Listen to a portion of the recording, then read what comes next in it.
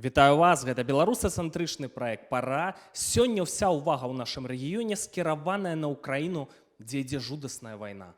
Але цалкам імаверна, пасля Новага года гарачая фаза гэтай вайны спыніцца і стрэлкі перавядуцца на іншыя гарачыя кропкі. Чарга дойдзе і да Беларусі. Вельмі многія суб'екты зацікаўленыя, каб розныя кшталту перамены адбыліся ў Беларусі. Гэта і Кітай, якому мы патрэбныя як стабільная транзітная краіна. Гэта, канешне, Расія, у іх абсалютна супрацьлеглыя мэты. Гэта все нашыя суседзі, Украіна, чарга да Беларусі дойдзе. З гэтым згодны Олег Жданаў, вядомы вайсковы аналітык украінскі, не проста блогер-мільённік, а асоба, палкоўнік запасу, які служыў у Генштабе Узброеных сілаў Украіны, то бок, безумоўна, мае кампетэнцыі. Ён спадзяецца, што для Украіны все скончыцца добра, но чарга да Беларусі абавязкова дойдзе. Україна повинна перемогти. А це означає відновлення територіальної цілісності і суверенітету нашої країни. Після нашого питання, до речі, два буде вирішуватися. Буде вирішуватися питання Молдови, але там, я думаю, що воно буде скоріше вирішено, тому що там набагато простіше його вирішити. А от наступним буде питання Білорусі, її статусу, її ролі і місця на політичній арені, ну, принаймні, європейського континенту. Ну а што можа пачацца ў Беларусі, калі да яе дойдзе чарга? Я пачну з самага небяспечнага сцэнара. Я пераканана, што паміж Лукашэнкам і Пуціним ёсць угода пра магчымасць стрэлу тактычнай ядравай зброяй з тэрыторыі Беларусі. Это не пустыя размовы, не проста так. Это казырная карта Пуціна. Для Расіі тут у чым выгада? У тым, каб праверыць, будзе адказ, не будзе адказу. Конвенцыйнай зброяй, там, ядравай стратэгічнай. А можа быць, свет у жаху аслупянее, нічога не будуць прадпрымаць, паспрабуюць это все пагасіць, і у такім разе все, яны змогуць рабіць усё, што захочуць, так? А для Лукашэнкі это быў спосаб выжыць. Я перакананы, што ў весну 24-го года ён увогуле хадзіў па лязу і быў пад пагрозай ліквідацыі. Вось такія гаранты захавалі яму жыццё, захавалі яму, ў прынцыпе, месца ў палітыцы яшчэ да сённяшняга моманту, і ён даў такія гаранты.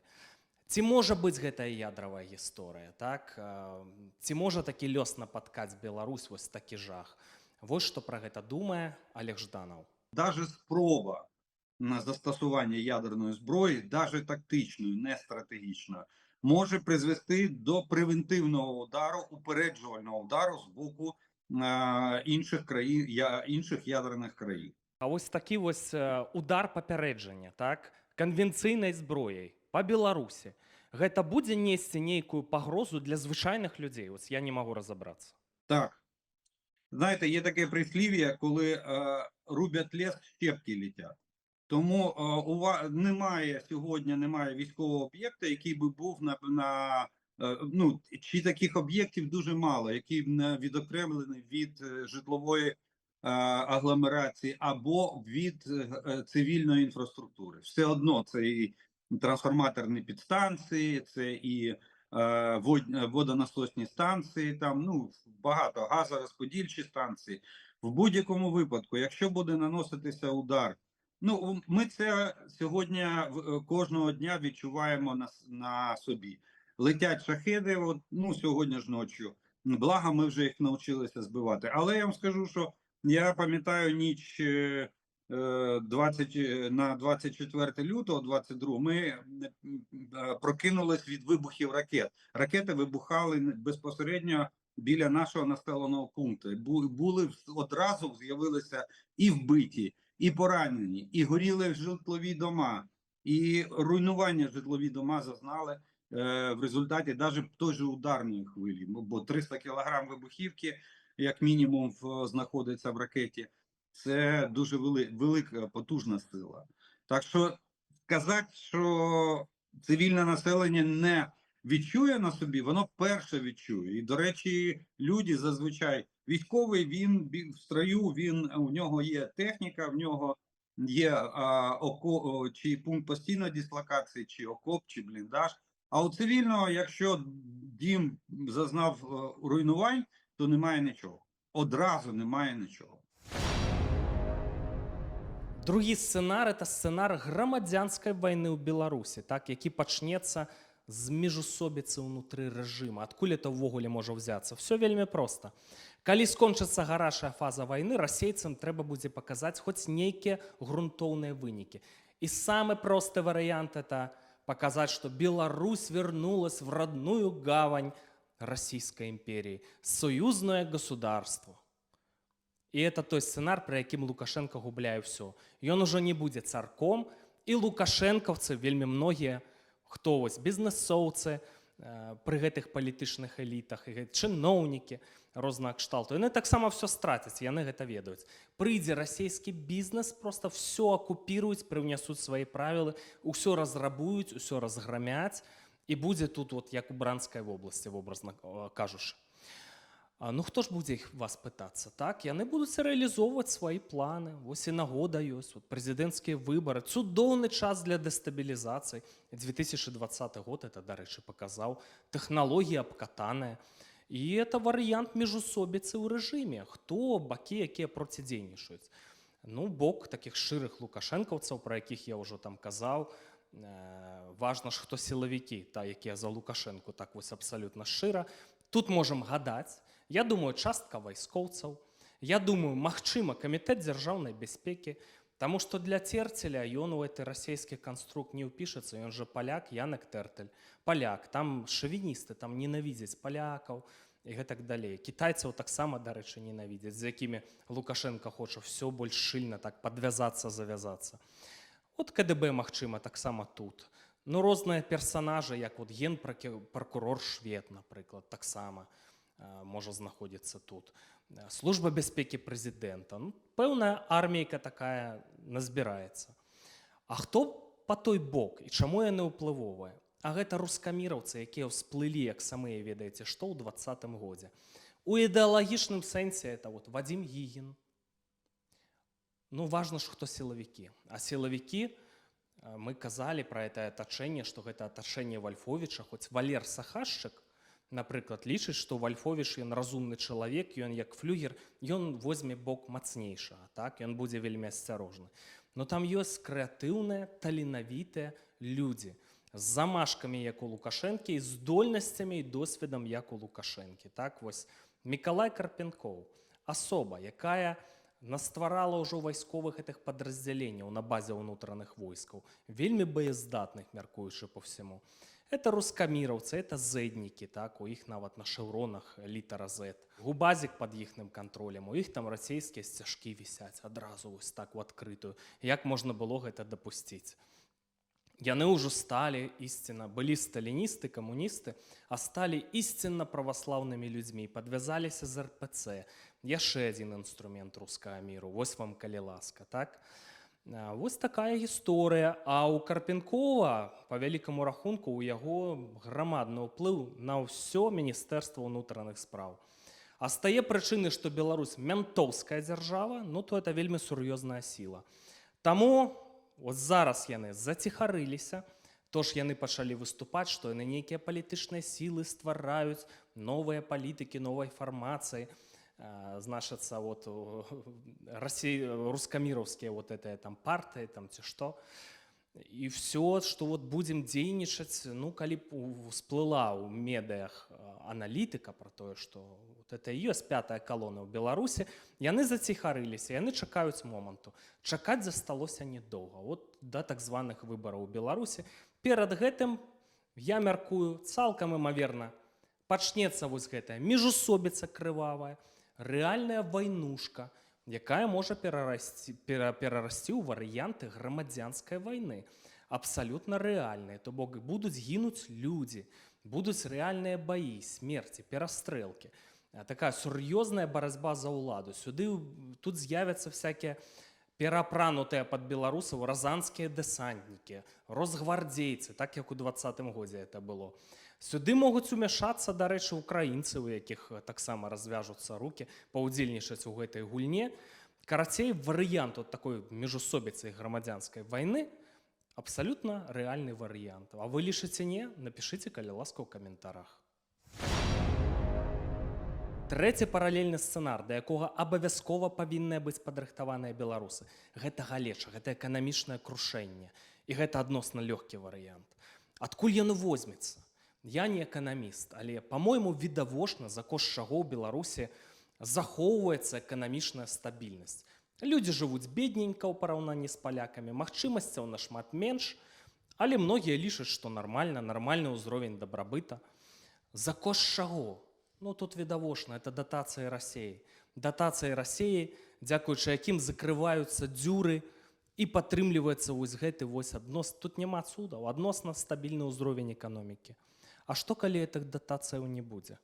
Хутка эканамічнае крушэнне можа здарыцца ў самой Расіі, будзе не да датацыі Лукашэнку, вось у чым праблема. Вы паглядзіце, за кошт чаго яны ваююць? За кошт нафтадаляраў, за кошт таго, што свет двудушны, двайныя стандарты, і яшчэ год таму яны ўмудраліся прадаваць нафту Індыі, а Індыя гэта прадавала Вялікай Брытаніі. Адзін з такіх самых зацятых ворагаў Расіі. Быў вялікі скандал. Но зараз лавашка закрываецца. Проста на нашых вачах. Ведаеце, што ў Еўропе адбываецца? Рэзка пайшлі уніз цэны на паліва аўтамабільнае. У Польшы можна заправіцца дзешавей, чым да лютага 22 года. Я думаў машыну мяняць, у мяне стары корч, так шчыра вам прызнацца, які шмат жарэ. А я зараз думаю не мяняць, кошты на паліва ўніз пайшлі, ужо і няма сэнсу мяняць. І чаму это адбываецца? Падаюць сусветныя кошты на нафту. Саудзіты змянілі стратэгію, пачалі больш здабываць, цэны пайшлі ўніз. Гэта яшчэ будучы магчымы прэзідэнт Злучаных Штатаў не взяўся там за сваю стратэгію, да, ён же таксама хоча павялічыць эту нафтаздабычу, но это все, это фініш для Расіі. Нафтадаляраў не будзе, грошай не будзе. І не будзе чаго даваць Александру Рыгоровичу. Это першы варыянт. Другі варыянт, зноў-такі вернемся. Калі яны хочуць рэалізаваць саюзную дзяржаву, Лукашенко ерепеніцца, упіраецца, можна і фінансавы кранік закрыць.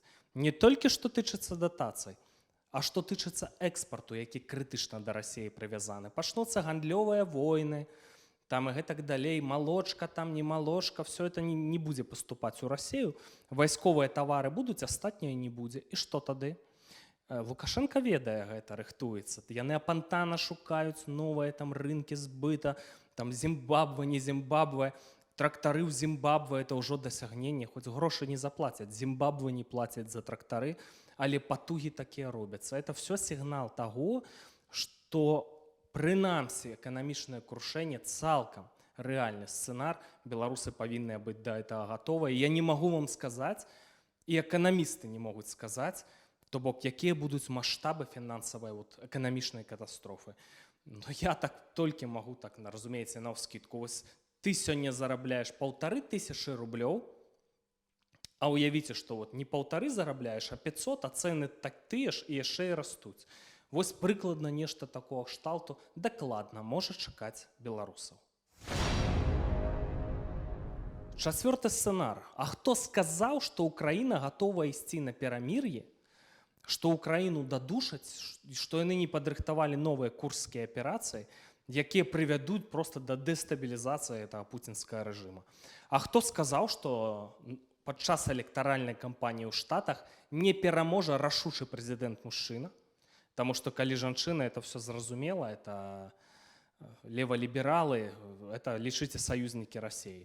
Вот это мужчына, это шанс, так, это шанс даць зброі колькі патрэбна, дадушыць Расію эканамічна, прытым у вельмі кароткія тэрміны, і это вялікія шансы. Дэстабілізацыя, хаос у Расіі. І пры такіх раскладах у Беларусі што пачнецца? У Беларусі проста самыя прадстаўнікі гэтых лукашэнкаўскіх элітаў скінуць Лукашэнку, альбо ён сам пачне такі разварот і транзіт, так, з элементамі дэмакратызацыі, што это будуць вельмі сур'ёзныя перамены, проста каб захаваць сваё жыццё. Таксама рэальны варыянт, які можа быць. А зараз пра пяты сцэнар, таксама небяспечны, ён пераклікаецца з тым ядравым у пэўнай ступені. Вось мы спадзяемся, так, што стратэгія Захада, што яны дадушаць Расію эканамічна. Все магчымасці для гэтага ёсць. і все, не дадуть ім просто выхаласцяць іхні вот вайсковы патэнцыял, і все будзе добра, все, Расія саслабее, там 5-10. А што калі гэта не так? Што калі Захад не будзе гэтага рабіць? Таму што, ведаеце, па-мойму, там на украінскай вайне ўрокі не робяць належныя. Я гляджу на новае прызначэнне, новы генсек НАТО, Рюте. Вот пишут, что он антипутинский политик, абсолютно. Праукраінський, українсько-центричний, там, 5-10. Супердипломат, з усіми може домовитися. З Ердоганом може, з Орбаном може, з Фіца може, з усіми може домовитися. Суперменеджер. Ну, це правда, до речі, тому що стільки год, більше за 10 год, прем'єром заходньоєвропейської багатої держави, ну, наш цей кредит довіри до його був, і християнин, і 7 дітей, святи. Ну, слухайте, а хто був головним лобістом Паўночнага потоку, так? Калі, каб вось прадаваць, дастаўляць расійскі газ у абыход Украіны, Беларусі, Польшчы, па этой трубе адразу ў заходнюю Еўропу, малайцы украінцы, што падарвалі яго, малайцы Залужны, Чэрвінскі, малайцы. А Рюте быў галоўным лабістам этой ідэі, між іншым, так захаваліся дакументы ў інтэрнэце, звароты і гэтак далей. Ну, а яшчэ генсек НАТО. Пры Рюте на вайсковы бюджэт у Нідерландах нават яны не трацілі нават 2% ад унутранага валавага прадукту, так? А это патрабаванне паводле там статуту НАТО, а пры ім гэтага не было. І вот такі вот генсек. І ведаеце, я дапускаю, што нічога яны не дадушаць. Калі перад другой сусветнай вайной, калі рэальна рашучыя палітыкі там на захадзе былі, кшталту Чэрчыля, калі тады яны разыгралі карту з судэтамі і уміратварэннем Гітлера займаліся, то сённяшнія тым больш могуць это вот усё працягваць, хочуць жыць як раней і працягваць Пуціна уміратвараць, сканчвае вайну, давай нам назад газ, недарагі там і гэтак далей. Можа ж такое быць? Можа. Ну, Пуцін на все. У яго адзін варыянт – вайна, дасягненне. Узбуджаць, значыцца, грамадства ўнутры Расіі. Пабедабесие. Іншых варыянтаў для Пуціна няма. Ён гарантавана, адназначна, тут жа, з першых дзён так званага перамір'я, яны пачнуць падрыхтоўку да новай вайны. Яны сёння ў месяц могуць прыцягнуць 30 000 штыкоў войска. Ну як штыкоў? Штыкамі нават не назавеш, мясам называць непрыемна. Ну, карацей, байцоў на ўбой. Вось яны ўжо, ну і палічыце, 30 000. Колькі можна прыцягнуць за паўгода нават? Ужо такая сур'ёзная армія набіраецца. Аднавіць там тэхніку і гэтак далей. Ну і все, і пайсці новай вайной. Распрацаваць планы, пайсці новай вайной, там Украіну дадушваць. Пакуль НАТО не падрыхтаваная на Балтыю, лёгка. Абсолютно рэальны варыянт. І все это з тэрыторыі Беларусі, як вы разумееце. І тут ніякі Лукашенко этому не перашкодзіць, калі яны адновяцца. І это азначае вайну на тэрыторыі Беларусі. Вось такі таксама небяспечны, але абсалютна рэалістычны сцэнар. І тады ўжо там на захадзе пачне збірацца кааліцыя, дайдзём да Масквы там і гэтак далей. Ну а што ад Беларусі застанецца? Дарэчы, апісаны мной 5-й сцэнар – это сцэнар, на які якраз такі арыентуюцца вайсковыя стратэгіі на захадзе. І Лукашенко мае рацыю. Так, НАТО уздоўж межаў Беларусі пампуе цягуліцы, рыхтуецца, значыцца, там ствараюць канцэнтрацыю войскаў так паступова ціхай сапай. Гэта все адбываецца. Гэта ж таксама адзначае і Олег Жданов. В кулуарах НАТО навіть з'явилось таке формулювання, як білоруський балкон. Що надвисання території Білорусі над територією НАТО. От. На жаль, поки що я не бачу тенденції того, щоб Захід розглядав питання демократизації Білорусі і відриву її від Російської Федерації. Навпаки, поки що йде нарощування м'язів з боку НАТО навколо Білорусі. Я нагадаю, що там Литва готується прийняти танкову бригаду Бундесверу. Вони на постійній основі розміщають там танкову бригаду. До речі, вона в наступному році, в 26-му році вона повинна зайти. Зараз там батальйон. Польща розгортає танкову дивізію армії Сполучених Штатів. І в країнах Балтії формується авіаційне крило, північне авіаційне крило теж країн-членів НАТО. На жаль, поки що йде, ну будемо так казати, ще не холодна війна, але нарощування м'язів можливо для от такого протистояння в холодному режимі. Політичні зміни можуть настати, якщо буде вирішено питання з Україною. Росія-Україна, якщо це питання буде вирішено, і в тому контексті, як я вам розповів, то тоді, можливо, підніметься і питання Білорусі. Но на поки що я бачу, що НАТО нарощує зусилля навколо кордонів Білорусі. А ще додайте до Балтії, країн Балтії і Польщі, додайте ще Україну. Якщо ми відновимо суверенітет, територіальну цілісність, переформатуємо наші збройні сили, ну тоді Білорусь буде на півоточенні в протистоянні, якщо вона залишиться в орбіті, в політичній орбіті Російської Федерації. Ну і саме, разумеется, любое паватачэнне, любы варыянт холоднай вайны сёння, калі ўжо за нашымі межамі знішчальная вайна, у што гэта можа перарасці. Але не будзе стагнацыі. У Беларусі это пэўна, я магу сказаць, я в этом абсалютна перакананы. Таму варыянт такой паступовай дэмакратызацыі, калі ў Расіі дэстабілізацыя, хаос, я думаю, гэта кампрамісны мог бы быць варыянт. Не то, што паступовай, імкліва паступовай, так скажам, так гэта назовем. Але могуць быць, на жаль, і іншыя сцэнары абсалютна, і паспрабуй тут не ўвязацца ў такія жудасныя гісторыі, як ядравая вайна з ударамі па Беларусі, як вялікая вайна, таксама абсалютна это магчыма, так, і варыянт страты суверэнітэту, як разумеецца, таксама для нас будзе мець вельмі кепскія наступствы. Але год будзе цікавы.